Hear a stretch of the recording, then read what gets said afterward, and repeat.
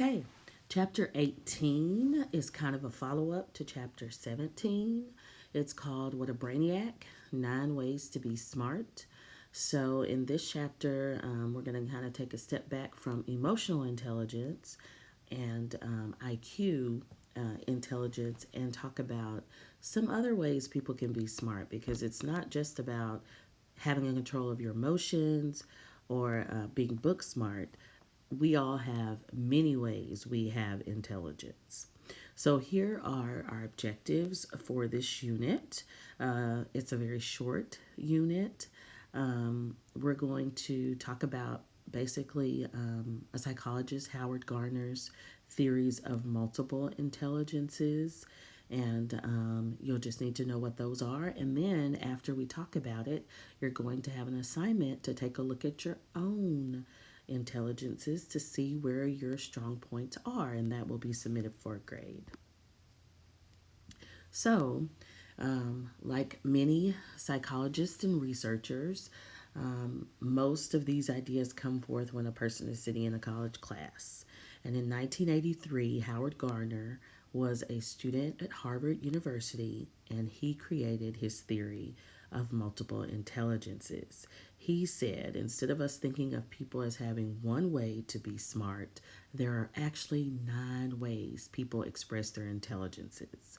And some of us are strong in some areas and weaker in some areas, but we all have many different ways to be smart. So here are those 9 intelligences: logical, mathematical, linguistic, verbal, musical, spatial, bodily, kinesthetic, interpersonal, intrapersonal, naturalistic, and spiritual existential. So, Gardner's theory says that these are the 9 ways many people can express their intelligences that goes beyond our book knowledge. And we'll talk about these, and then I'll give you the chance to take the multiple intelligences inventory yourself. Okay, so the first one, logical mathematical, as you might imagine, people who have a strong logical mathematical intelligence are good with numbers and calculations. Maybe they can do those things in their head, or, they've always done really well in a math course. Linguistic verbal is, I want to say, the opposite side of the brain than the logical mathematical people. These are people who are good with words and expressing themselves, the people who can write those, 10-page papers with ease. That is where they're strong linguistically and verbally. Musical, you might guess. Those are your musicians, the people who are good with music and tone and pitch and progression of sound. Many of you band students might have a high musical intelligence. We also have spatial intelligences. That's when people are really good with shapes and spaces and 3-dimensional thinking. So think of like your engineers when you think of spatial intelligence. Bodily kinesthetic intelligence is when a person has good physical skills, body dexterity, manipulating objects. So we already know what a kinesthetic learner is. It's kind of the same idea of, movement and being up and physical. Number 6 is the interpersonal intelligence. So when you think of inter, you have to realize that that has to be like, it's more like external. Like think of external locus of control. It's with outside people interacting with others. So interpersonal, between me and you. These people are strong with working with others and interacting with other people. They have a good awareness of, how to work well with others.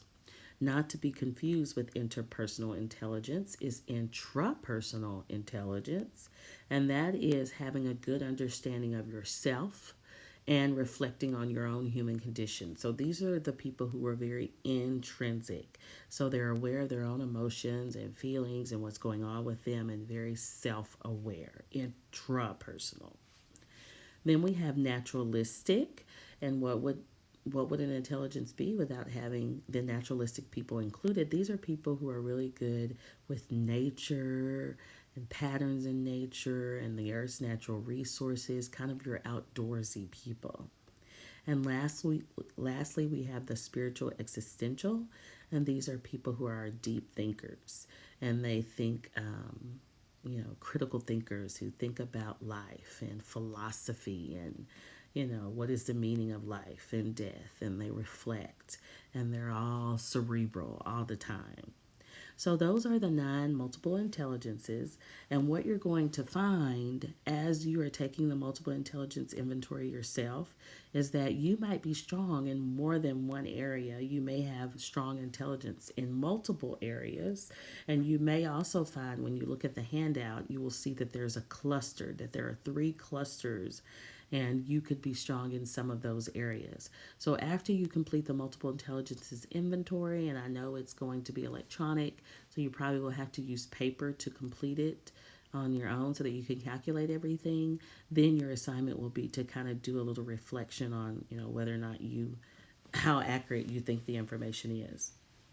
So after you finish chapter 18, you will have the section 5 test to take, and that will be over chapters 16, 17, and 18, and I will be posting that as well.